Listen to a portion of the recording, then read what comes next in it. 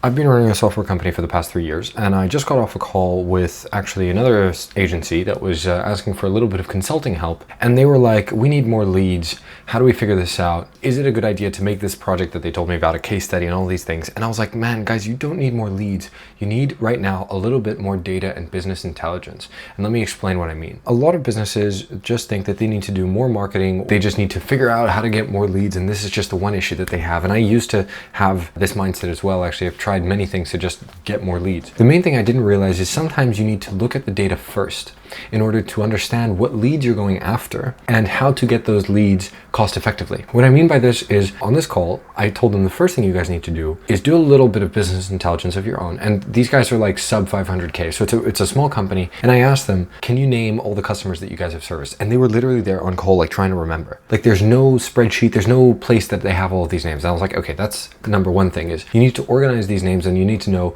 which one was most profitable, which one was most revenue. And sometimes revenue and profit don't necessarily match, but where are you making the most amount of your money and where's that potential? And what are the customers' common traits, or what are the differences in the customers? What do the most successful customers do right? And the first thing that you want to understand is what actual customer do you want to go after? And oftentimes when you're a small business, there's a lot of different customers that you let in because you just need the money, you need the cash, you need the experience, you need the work, whatever it is.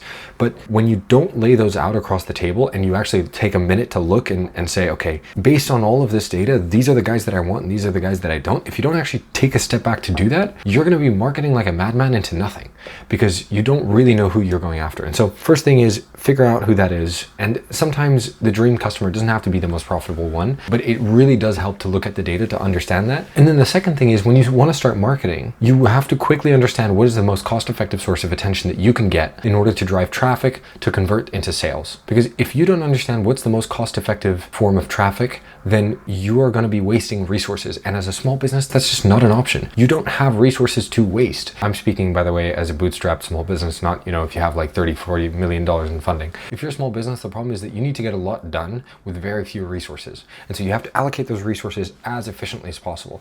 And so you want to be looking constantly for the cheapest source of attention, and data helps you understand that. And so one of the other things that I'm doing for another client, actually, one of the things my client is trying to understand is get more visibility into the spend versus the conversion rate in their different advertising channels. And so they want to understand very quickly what are the different costs of acquisition across the different advertising channels that they have. And sometimes getting that information is not incredibly trivial, but having that data on hand, I think, is incredibly important and incredibly useful. And I wish I could have, taught myself that earlier. This is all to say some businesses don't need more leads or whatever it is. They need to go back for a second and look at the data and let the data tell them what they need to do sometimes. If you don't use data, you're making inefficient decisions and you're wasting resources. As a small business, that's the kind of thing that takes you out of business because you are too small to take that hit. You can't put things to waste. You don't have that many things to waste in the first place. And so I really urge people to try and look at their numbers every once in a while. This is one of the reasons I'm a big advocate for keeping all of your transactions data, so financial transactions, and understanding where are your costs going, where's your income coming from. And this is just something that I set up pretty quickly myself because I'm a data nerd and I enjoy doing it. And I started to realize how useful that is. And then I start to see this necessity in other clients and companies. And I can't recommend it enough. Like